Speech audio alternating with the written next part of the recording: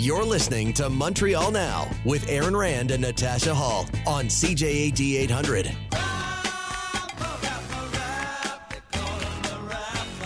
That is James Mennie. He is over at the Montreal Gazette. And Jim, so first of all, I guess we might as well start with the fact that Eric Girard, our finance minister, announced there will be a budget coming down. We're only about a month away from that. What are you expecting here? Some surprises? Well, I don't know about surprises. I'm expecting to see a high wire act, though, because this is going to be really the first post-pandemic, completely free and clear of any pandemic considerations that the government's going to have to try and square a very, very round circle. We're talking about a reduction in healthcare, or a less than expected amount of healthcare funding from the feds.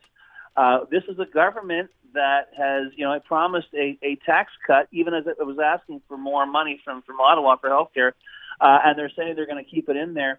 I think you're going to see a head-on collision between populism and pragmatism, and it'll be interesting to see what kind of a bone they're going to throw to various sectors of Quebec society to try and keep their numbers up. Let's face it, things like a recession, inflation, interest rates, they don't know François Legault and company from a hole in the ground. These things are going on around the world, and Quebec is supposed to deal with it. Quebec is supposed to react to it. But thus far, if we're talking about economic issues, Quebec's ear has been very, very tinny when it comes to hearing from local business, when it comes to hearing from local employers. They have, the CAQ has an agenda that is basically formulated by what I'd refer to as the Bloc Québécois, which is a bunch of columnists who say, the French is in peril every single day, and it's the number one priority. Businesses are saying we need people, we need immigrants, whatever. That's going to be off the table. So it's going to be a very interesting exercise, not just in economic, but also in political gymnastics on March 21st. The other question is going to be as well, we take away all the usual kind of things, economic challenges we talk about that I've just mentioned.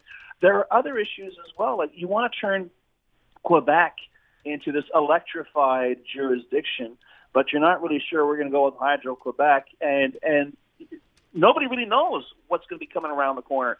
So given that thus far François Legault has been able to get away with pithy slogans and easy to remember, sort of bromides about identity and the Quebecers are being solidaire and so on and so forth, I think this is when reality is going to be sitting on the other side of the National Assembly, not in the opposition benches, but in the rest of Quebec, expecting this government to live up to its promises that's going to look after each and every one of us. It's going to be a very, very tough job in this context, and it's going to be very interesting to see what the tone that M. Girard, who's a businessman, very accomplished, what tone he's going to take, because right now I think the days of Mon Oncle François opening up his checkbook and, writing his problems away are long gone. It's interesting to note, right, Jim? Here you go. Yes, there's a budget coming out, and as you're describing it, a bit of a high wire act. But it seems to me for the first time, literally since the pandemic began, and this government, and we've talked about this before, managed to, avoid talking about real issues like negotiating with public sector unions, daycare centers that have not panned out, the pre-K program, which hasn't panned out. There are more excuses being made now by ministers for things that were promised and had not been delivered. And I wonder if this is the kind of a thing we're finally going to start to hear more and more of on a daily basis coming out of Quebec City. Well, I think you are. And let's face it, I want to pick my words carefully here. You can only tap dance your way around the truth for so long.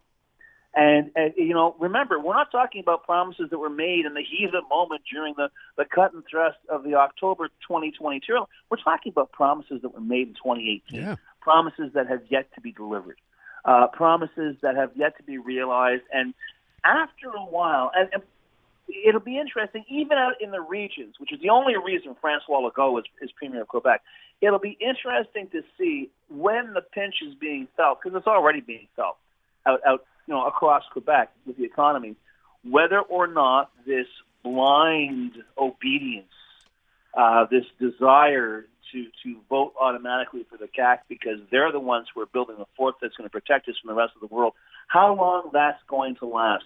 In the end, it's great to have ideological conversations, to pat yourself on the back and say you're a unique nation with in the great family of nations. But in the end, If your blood didn't chill a little bit with the results from the Caisse de dépôt today, I don't think you're legally alive. And there are a lot of other pragmatic, as we say, bread and butter issues, pocketbook issues that really affect how people look at governments, also affects how people support governments. So once again, Francois Legault, he's been able to bask in the good times and the idea that, an entire province was looking to him to protect them from the pandemic. I wonder how well he's going to be able to protect Quebec against inflation, interest rates, and an ongoing labor shortage. All right, let me move on. The one thing apparently that still remains constant in Quebec, no matter what else is going on, is the fact that there are people out there, parties, opposition parties, still pushing the sovereignty idea, and this time in a roadshow, Jim. Oh, not just a roadshow. I saw this story, and I at first I rolled my eyes, but then I got a little bit angry because Paul Saint-Pierre Plamondon, head of the PQ, has decided this is a good time to go visit Europe to promote Quebec's sovereignty. And of course, the same Paul Saint-Pierre Plamondon who wants to do his best to limit English language education in the Quebec nation will be kicking off his European tour at Oxford University, where he was a student, to talk about what a great job the National Assembly did in eliminating the oaths to the monarch in order to be able to sit in the legislature. I'm sure that Monsieur Saint-Pierre Plamondon's role will be looked at very, very carefully by Monsieur Saint-Pierre Plamondon. And he'll probably try and palm himself off as a pioneer of this, even though there was a movement years old to end this. But what gets me angry here is, above and beyond everything else, Saint-Pierre Plamondon is head of the PQ. He has a candidate running in St. Henry, St. Anne. He's not going to be back in town until March 11th. The by-election is on March 13th. And even if this candidate is a zillion to one long shot, I think if nothing else, for the sake of political appearances, you should at least say, you know what, maybe I'll postpone this until after the by-election. Maybe what I'll do is go out there and knock on doors and campaign with my candidate. But that doesn't appear to be happening. And I really have to ask myself, and perhaps people should be asking that question to the PQ in general, what exactly is it that you guys do for a living? You clearly are not going to take Quebec out of Canada in your lifetime.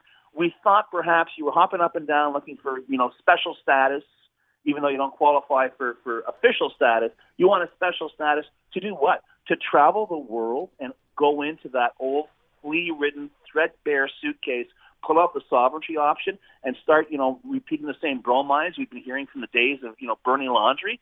It is not just depressing. I find it a bit irritating. And quite frankly, if I was a PQ voter who had, in those three ridings where they won, I'd be asking myself some questions about my decision. It is interesting, though, isn't it, that you'd still be doing this with so many other things going on right now? As I said, we're no longer talking about emergency get-togethers where the government gets to pretty much call the playbook. And still, what you feel is the most important thing to do for your party in opposition is to go out there and sell sovereignty. It kind of boggles the mind. But to me, I'm not, I don't want to, attribute motivation to Monsieur Saint-Pierre Plamondon, but it strikes me as being extremely cynical. Yeah, it's almost like saying, well, we know we're not going to achieve a single thing as opposition politicians. Let's at least go flog this completely discredited, political school of thought, and I guess get to see Europe for a few days while we do it. That's the case. Sad but true. Jim, thank you. Not a man.